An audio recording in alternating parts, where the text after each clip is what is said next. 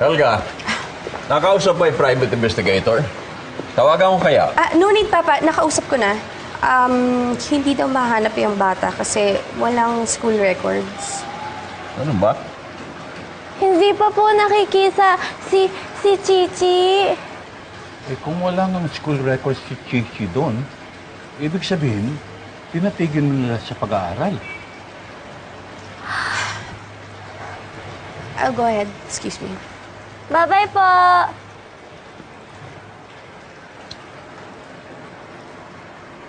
Okay lang yan, Tinay. Paghahandaan natin ang pagbalik ni Chichi. Kukuha si G-Pop ng tutor na magtuturo sa'yo. Para pagdating natin sa korte, mapapatunayan natin sa judge na mabuti kang nanay para kay Chichi. Ha? Let's go.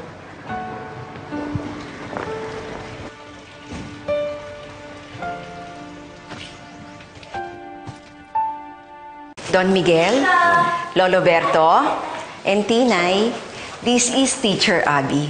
Hello. Nakilala ko siya because she tutored one of my patients and she specializes in individualized instructions. I see. And pwede rin niyang ituro kay Tinay ang practical and survival skills na kakailanganin ni Tinay sa pang-araw-araw. Good, good. Hi, Tinay! Hello, Teacher Abby.